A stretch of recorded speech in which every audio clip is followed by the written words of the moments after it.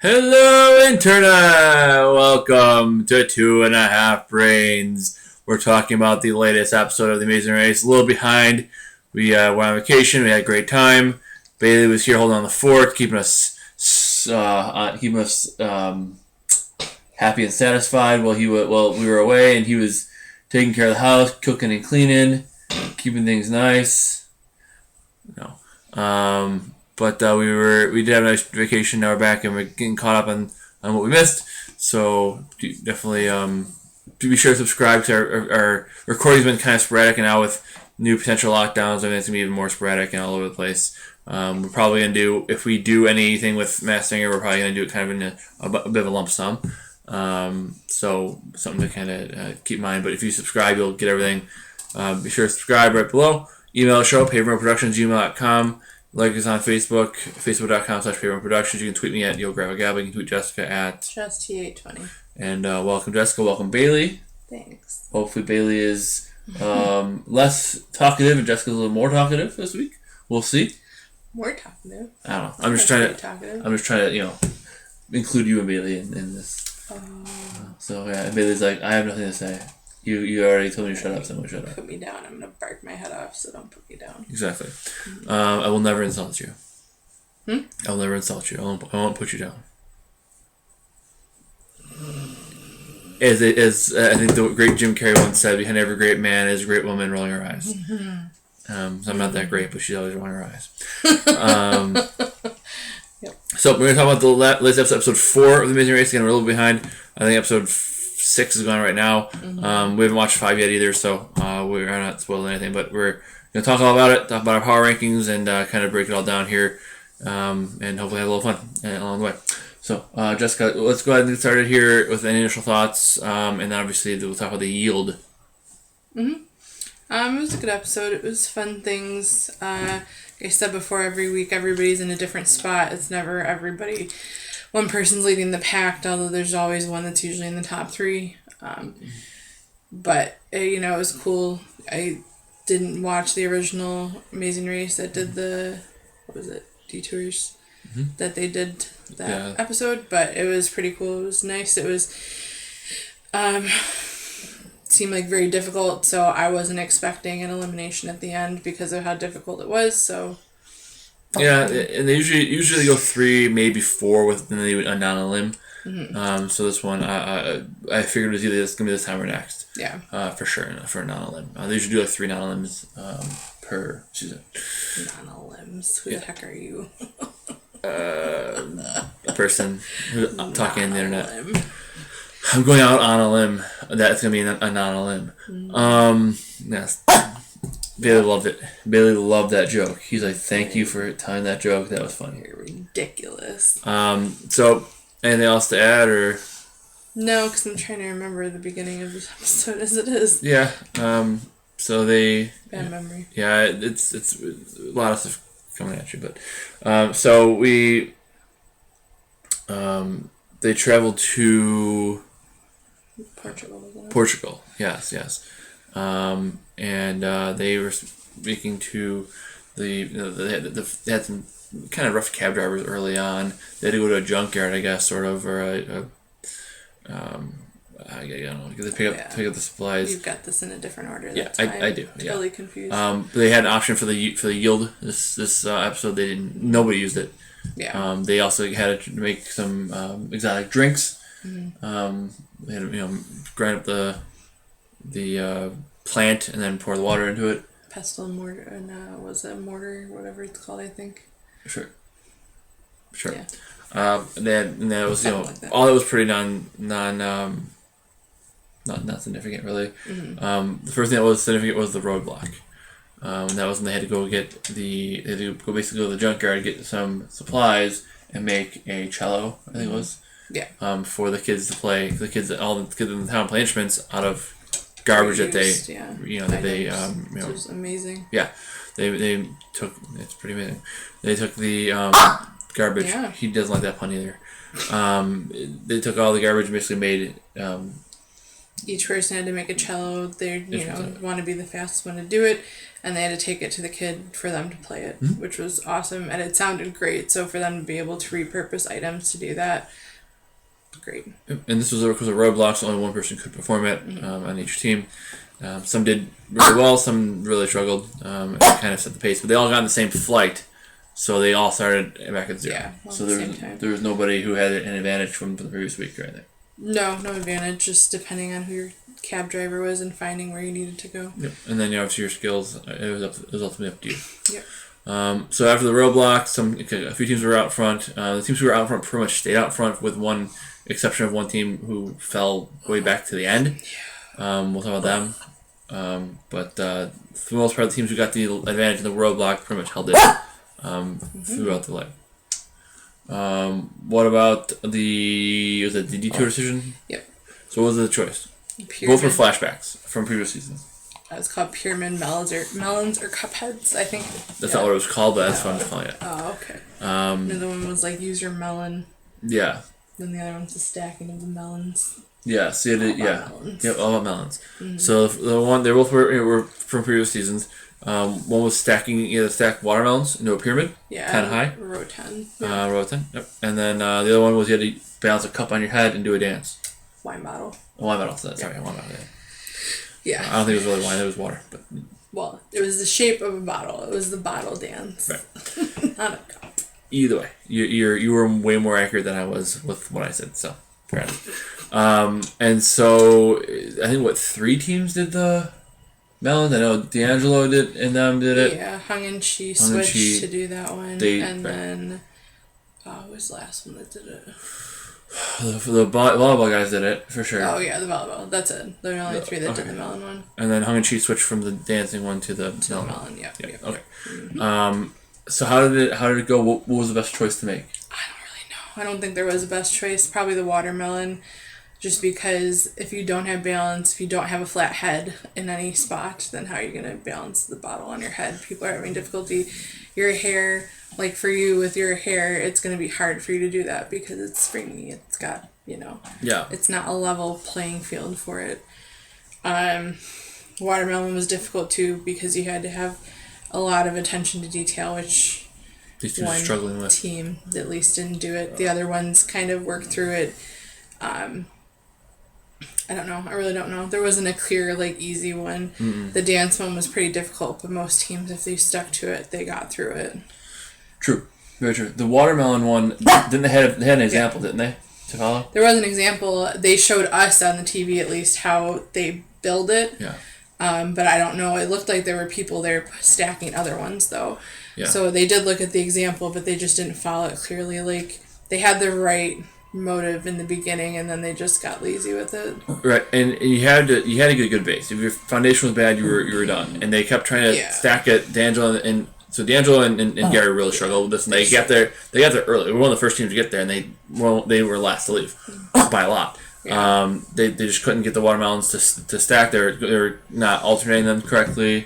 Well, yeah, they just weren't paying attention how they were setting them down, straight, not straight, which way was turned which way, and Hung and Chi made it though, like the video showed. They started on one side and built over to the other side, which is how they built it there. Yeah. I mean, doing it by the base is fine as long as you're stacking the watermelons the proper way.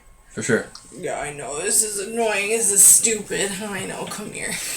You're bored. And they, once they were getting high enough, the watermelons kept falling because they didn't have a good foundation. Because they had ones that weren't turned right, and that was just not a good base for other layers. For sure. So it wasn't great. Ultimately, I would have personally said probably the dancing one was easier. But again, it's one of those things where if you don't have balance and you can't balance the bottle on your head, you're not gonna be able to do it. So the no dance, matter what you do. Yeah, the dance itself was simple. It was very simple, but the balancing part is where everyone, the struggle. For sure. So I feel like once you figure out the base of the melon one, you're good. Yeah. Bailey agrees. Your face tastes like melon apparently. Keep them quiet. Once you turn, once you have the melons the right way, you can build up on it and you're fine. Mm-hmm. and then it's just manual labor. They got at least 5 rows of it before it started like coming. They almost got the very top, then it just started coming down. I mean, the way they fixed it, they just started turning them to put a better base, and they were able to put the one at the top. And like I said, when we watched it, the guy was just like, "I'm ready for this to be over," so he passed them. Yeah, it sure didn't look really good. It but like a globe over, more around than pyramid shaped, but yeah. Yeah, on the one side, it's like, I'm done now. Yeah, if I've been here for 10 hours, you guys can go. Yeah. So then ultimately, we'll transition to why the team that almost lost. Both teams who arrived at the pit stop were way after everybody else. Yeah. And it was already dark when they both finished their tasks. Yeah. D'Angelo and them got there like, yeah, it was a really rough day, blah, blah, blah. We know we're last. It's fine. Yeah. And Phil goes, well, actually, you're 7th. And they're like, what? They're both mind blown. And then obviously the team that was last got there, and they were mind blown or happy to hear that it was a non-elimination leg, and they were able to keep going. The way they showed it, though, on the episode, it looked like they were going to get there at the exact same time. Yeah. So we don't know how long it took them to do the dance versus D'Angelo and them to do the watermelons, but yeah. But they left. I mean, they left the roadblock way late. Oh yeah. They were way after everybody else, and then I feel like they did everything quicker than most teams. But they were so far behind they couldn't catch up. Yeah. So why did they almost lose? And they had a bad taxi driver as well. For sure. The bad taxi driver, they didn't do great on the roadblock, and they, I think they're one of those teams that they're not really strong enough. If they struggle early, they're not strong enough to make it up. Jessica can't open her mouth to agree with me because he's going to go in her mouth. Ew. Hashtag don't say that. Hashtag French by the dog. No, I agree, but like you said, though, the roadblock was the biggest thing. It took her an hour and a half, 2 hours to complete it. Yeah. So, like, that just was the nail in the coffin right away. For sure. It's hard to come back, especially when the next tasks were as more difficult than what they were just doing. So. Right. Yeah, and they said, they said before, the editing is always, you never know. And someone on the radio, I think, was talking about it, you never know. It's like the Amazing Race, they show it and it's like, oh, it looks like they're right behind the other team. They're actually 5 hours behind the team. Yeah, that's what I mean with the editing. So we don't know what time they left versus D'Angelo. The only thing you can tell is they were both left when it was dark. Yeah. So you don't know, right. It could have been 5 o'clock, it could have been 10 o'clock. Showed the taxis playing up to where it needed to be, but I was half expecting them to have to race to the end. Not that I figured there was no elimination anyways, but, right. They didn't know that. And also, too, they're also, depending on the leg of the race, depending on a lot of things, you could be having to, you finish a detour, then you have to go right to the pit stop. Sometimes you have to go to the pit stop, then run through the town. Mm-hmm. Sometimes the pit stop is right next door. Yeah. Sometimes, one detour is close to the pit stop, one detour is further from the pit stop. So there's a lot of factors that go into it. Taxi gets lost, rush hour, one road's blocked, things that go into it. Most often, the team who leaves first gets there. Right. And is the team that ultimately stays in. Mm-hmm. Kaylin and Haley, I think their problem was that they just got so behind, and I just don't think they're a strong enough team. Like, I think some teams, if they had that really bad first part, a bad taxi cab driver and a bad roadblock, some teams I think would be strong enough to overcome it. I just don't think they are. No, I don't think so. Once they get behind, they kind of stay behind. They can't pull themselves further out of it. And they're working with with Leo and Alana. Mm-hmm. Everybody else is working together pretty much. Basically, and they, they're not working with a very strong team anyways, and so I don't think they're gonna be strong enough to really overcome much. But they're happy to hear they have a speed bump that's complete next week to stay in the race. Mm-hmm. I remember back in the day when they used to they used if it was not an elimination leg, they would do something kind of shoot in some way, and they used to do it where they took all your they used to do something where they took all your money. So you can't. And then you had to beg for money. You had to beg for money to get anywhere. Oh God, no. Or they took everything but the clothes. Even your you could keep your passport and the clothes on your back, nothing else. All your clothes, all your everything. You couldn't do anything. Nope. I don't want to be punished anymore. Your mother watches this show, Jessica. No, she doesn't. Okay, nobody watches this show. So that's why I think Haley and Haley almost left because it was not elimination. Yeah. So let's go ahead and do the power rankings for everything that's left. Everyone's left in the game. There's only 8 teams left. Yeah. So obviously they're not elimination, so there's still 8 teams as there was last week. The power rankings are probably going to be a little different than it was last week, but there's still some teams that I think are really, as usual, there's some teams that are really strong in the front of the pack, some teams who are fine in the middle of the pack, and some teams who are kind of holding on by a thread in the end of the pack. And I think that's kind of where we are this year as well. I think there's three teams that are really strong, two teams that are pretty rough, three teams that are pretty rough, and then two that are right in it. I'd say the top five is pretty good.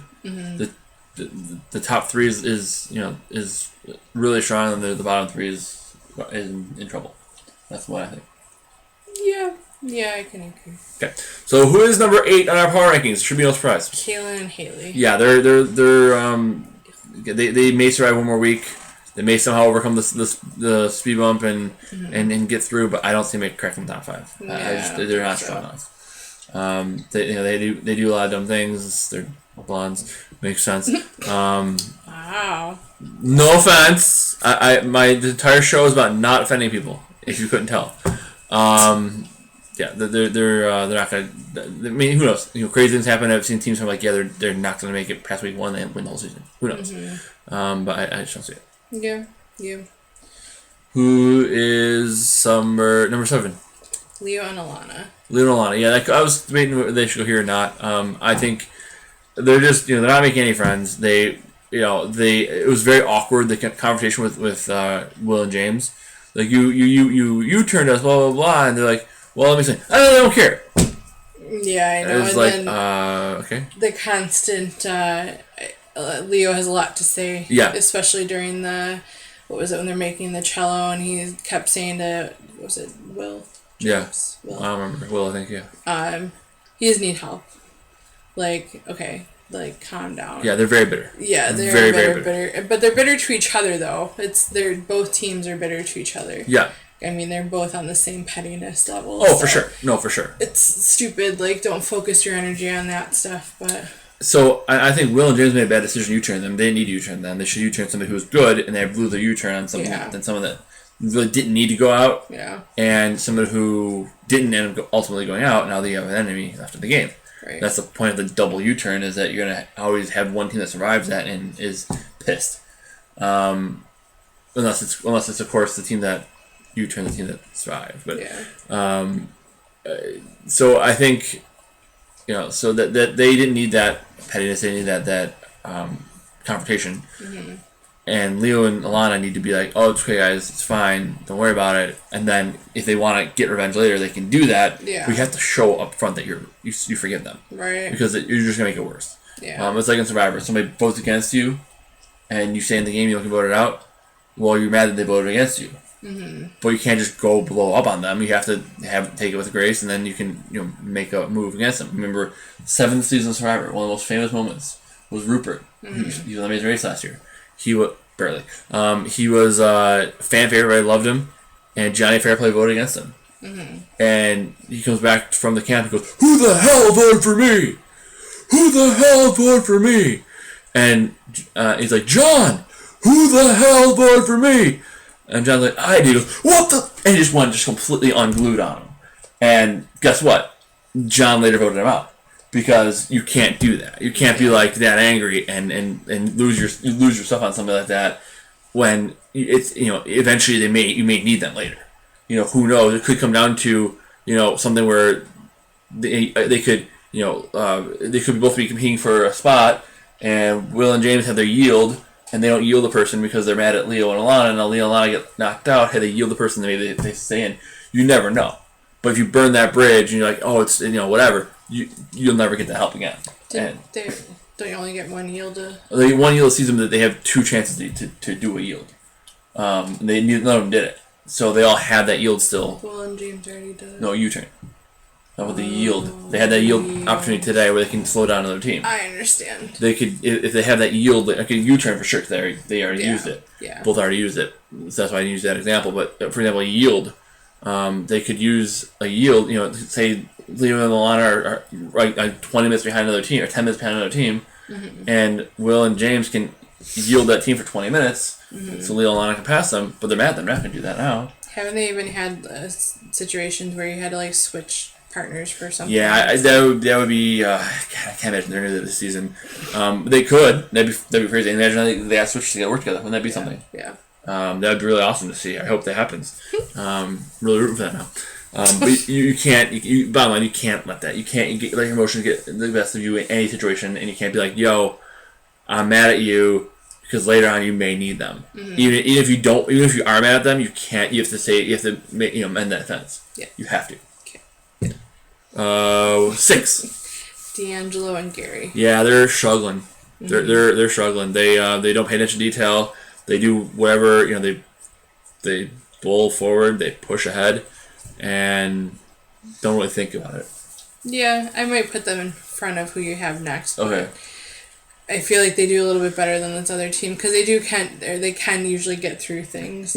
They've done well on certain things, but yeah, like the watermelon thing, their emotions got high again, tossing it, breaking them, one not paying attention, one can't throw, one can't catch. They're both football players. Yeah. The one that could catch is the one that usually doesn't catch. The lineman. Yeah. And the running back who also catches passes can't catch. Yeah. A watermelon is basically the size of a football. So go figure that. Heavier. Yeah. But yeah. So they do have their struggles. They need to pull it together. They do. I think there's only reason I have them here is I could see them going out next. Honestly, I could see them going out in 2 weeks.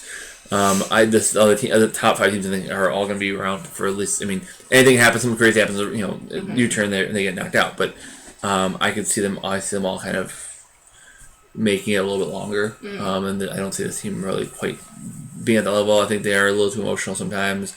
I think they just do a lot of. They're just kind of lugheads. They kind of just pick things up, put them down, and if they can't do that, then they really can't do anything else. That's what they said they wanted to do, basically. Yeah, and right, and guess what? And that's fine if the challenge is allowing you to do that. Like if there's a lot of straightforward pushing stuff and pulling stuff and throwing stuff, then great, they'll be great. If there's something that's very finesse, like can you see them threading the needle? You know what I mean? I don't know. I think I'd be surprised. I think D'Angelo's got a lot more skills than we thought. Yeah, and the whole thing though with the pick things up and put them down, like, yeah, the watermelon was heavy lifting, but it was also attention to detail. So no matter what, you're gonna get heavy challenges where you have to do stuff like that, but it's always gonna be attention to detail at the same time. For sure, there's a lot of the big heavy stuff is also a lot of dexterity, and there's a lot of it is very very few things are straightforward push stuff. Well, it's even like last year, I think it was with the stacking of the logs and stuff like that. Like, it's heavy, but you still have to know how to do it. Right, so. For sure, agreed. Top 5, baby. What do we got? Eshwar and Aparna. Yeah. Or an Alana? I thought it was Aparna. It's Aparna. It might have autocorrected. Yeah. Oh, no. Never mind. Yeah, Aparna. Yeah. I'm not reading. That's okay. So what do you got with them? You said you might have put them lower. I put them lower just because their communication is pretty bad. Sure. They don't really communicate at all. They did well with, like, the dancing and stuff like that, but I don't know. I just feel like they kind of shut down and don't talk until they have to, like, start yelling at not yelling, but start saying to each other, like, what are we doing? We have to figure this out, but they kind of don't talk until it's an emergency. Basically, I guess they're slightly ahead of D'Angelo and Gary, but I could see them falling below them too, just because of the lack of communication. It seems like for the most part. Yeah, I have 3 teams I feel really good about. I have 2 teams I feel good about. I have 3 teams I'm worried about. Mm-hmm. They're not the ones I feel really good about. The ones I feel okay about. Like they're they're the middle of the pack. I think for a reason. I don't see them necessarily going out next, but anything can happen. Right. I also don't see them winning as of now either. They've been kind of around the middle of the pack, a little bit higher end of the middle of the pack, and their alliance has been helpful for sure. Yeah. Oh yeah. Anything else, or what's number 4? Number 4 is Michelle and Victoria. Yeah, they've been like second a lot. They've been third a lot. They've been doing well. I don't really take them seriously as a winner. No, I don't that's kind of why I have them 4. Yeah. I can see them falling apart at any moment. But they've done better than the ranking here. Yeah. I mean, they've been consistently pretty solid. Right. I just don't see them. I don't take them seriously as a winner. No. I mean, like you're saying last night when we were watching, people say a lot of things that don't relate to what they're actually doing. So, like the building of the cello and Leo saying, "Oh, yeah, I grew up playing a string instrument. So did you learn how to make one, though?" Yeah, right. Like, just because you played it, because you saw one. I mean, I've seen a cello. Could I build one? Absolutely not. So I'm not going to say something like that. Like with them too, it's always, go back to the piano lessons. They also played string instruments. And it's not going to really help you with this. You know how it's supposed to be built, but you're just figuring it out. It's not going to just because you played it before. Yeah, as I was saying, I played tennis. I've strung a tennis racket. Because I can string a cello. It's different. It's the same kind of thing, but it's not the same. I mean, I know how the strings on a cello go, but that doesn't mean I'm going to know how to build it myself. Right, from never doing it before. So, I don't take that stuff seriously when people say things like that. For sure. I think it reminds me a lot of, I don't know if you don't probably get the reference to this, the football announcer, Stephen A. Smith. They make fun of him a lot. Like, the Frank Caliendo thing makes fun of him. He goes, Stephen A. Smith, who always says, "Oh, my dear friend." He always talks about, this athlete who's, a superstar. LeBron James is my close friend. Yeah. Personal friend. And I always make fun of him. He says, by close personal friend, he means somebody who's played football but never actually met. Yeah. That's his close. That's what he means when he says close friend. Right. And then they always, he's seen LeBron play basketball, so that means it's his close friend. That's kind of how I feel like. Oh yeah, I've seen a cello, so I know how to build one. Yeah, exactly. It's like, no, probably not. And they're definitely I think that's the reason I don't take them seriously as a winner though. It's because they say stupid things like that. They're like, well, I played the piano, so this will be a piece of cake. What will it though? But that's not going to do with what you're so doing. You're playing the drums. You're playing a steel drum that has 5 notes. And yes. The notes are just A, B, C, D, E, F on the actual thing. Right, but you play the piano, so it'll be easy. No, completely different instrument. Beats. I mean, you probably know the beat. You can read music, but it's quite simple what that was, and it also took her 3 or 4 times to do. So don't tell me I'm good at that. I took piano lessons, but that was also when you were young. Do you still play it? Right. And that's kind of where I feel like we are with these guys. That's why I don't take them seriously. I mean, I think if they were winning this game, they wouldn't have so many stupid one-liners. Yeah, it's the teams who win have one-liners that are either funny or profound, not just pure stupid. Yeah. But who knows? Things happen. The cooking, even with the cooking one too. I'm like, I cook at home all the time. I don't know if anybody said that, but it'd be me going to do that. Oh yeah. I would do the cooking challenge. Oh, I cook at home all the time. Piece of cake. Yeah. I don't cook this food, but I cook food. Or on this type of cooking instrument, or this cooking utensil, or this method of cooking. I don't use. Or this food. But I do cook food. I have a microwave, so I can do this challenge. Exactly. It's probably not. All right. Well, anyways, moving on. Top 3, baby. Who's number 3? Riley and Madison. And I really want to make them number 1. I really do. I think they have the most potential to win. I think they have the best team. I think they're the best at just about everything. They're the kind of athletes you want on the show who are not muscle-bound athletes, but are just cardio-bound athletes. Mm-hmm. They get along really well. They're fun. They're all that stuff. But they haven't won a leg yet, so I really can't make them number 1 because they haven't won a leg yet. Right. But I think they are maybe the best team. I think they may have the best team of anybody. I don't think you necessarily agree with that. I think they are, but they haven't won a leg yet, so we can't really put them number 1. Yeah, I mean, I like our number 1. I think they deserve to be number 1. And Riley and Madison, though, have also fell behind on things, too. It's not that they're consistently at the top. No. Our number 1 is usually consistently up there, at least in the top 3, 5. for sure. Top 3, yeah. And I think Riley and Madison, they have fallen behind, but I don't think they've really finished below 4. 5th, I think. Maybe 5th once, and that was early. Yeah. I think they are, they do fall behind, but they have the skills to catch back up. That's the big difference between them and, let's say, Kaylee and Haley. Yeah. Unless you have anything else, who's number 2? No, Will and James. Will and James, and they've won 2 legs in a row. They won leg 3 and leg 4. Mm-hmm. And they are really coming in their own. They've become a big threat for sure. I really didn't expect this from them. I thought they'd be fine. I thought they'd be a good 6th, 5th boot, and that'd be it. They've won 2 legs. Just like there's one team, 2 teams have won legs. Mm-hmm. One won the first 2, one won the next 2. Yeah. And that's it. And these guys have really come on strong. And I think they have a good shot. If you ask me who's going to win, I wouldn't say them. I'd probably put them 3rd or 4th. No. Yeah. But I still think they have the potential to start falling behind. Oh, for sure. The emotions, getting high, arguments, things like that. I think they have the potential to drop below. They've already made one emotional decision with their U-turn. Right. And they may need that U-turn in the future. Bailey agrees. For sure. Yeah. And finally, nothing not consistent. Who is our number 1 team in the power ranking? Hung and Chi. Hung and Chi. For sure. Why them?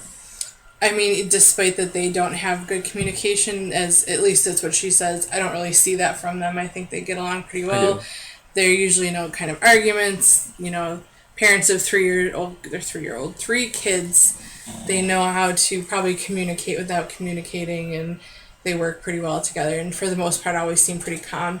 They can assess the situation pretty well too, because like when they switched from the dancing to the watermelon, like they knew they weren't getting it. He knew she wasn't progressing for it, so they moved on, and it was a good move for them. Well, for sure. And they said, and I was really worried about them when they switched. Yeah. But what he said though, what I really liked, he said, "You're not progressing at a quick enough pace." Yeah.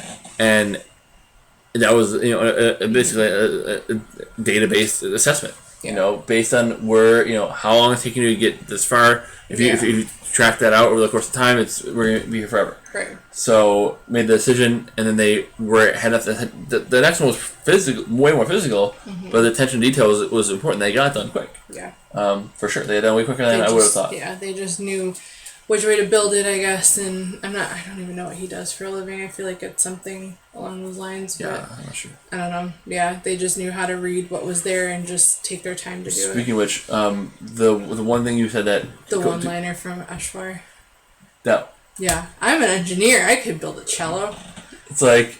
Software designer. I'm a software designer. Yeah, I'm an engineer. I'm an engineer. I do software. Software. I'm a software engineer. Not even. That's on a computer. That's 110101111. Right. So I can build a cello because I do stuff on computers. I know how to build things. I can do open heart surgery because I talk on the internet. So I watch doctor shows all the time. It's the same thing. I've seen ER. I can do this. The same thing. I watched an episode of Grey's Anatomy. I can do this. I watch Grey's Anatomy. Yeah. Let me open your brain. Put me in an ER right now. Cut your head open. I'll take your brain out. I watched Grey's Anatomy. It's fine. It works. Anyways, yeah. That you had the same thought I was having. Yeah, oh my gosh. I just thought of it. When I was thinking about the ridiculous. Yeah. Freaking ridiculous. Any other thoughts, Jessica? No, I think we've talked enough. Yeah, I think it was great. I think it was a fun episode.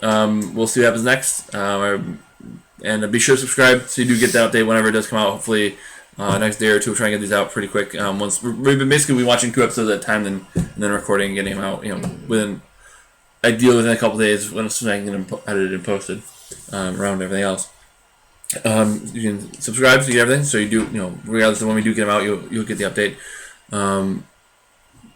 Like us on Facebook, facebook.com/Pavement Road Productions. Email the show at pavementroadproductions@gmail.com. Today, Junior.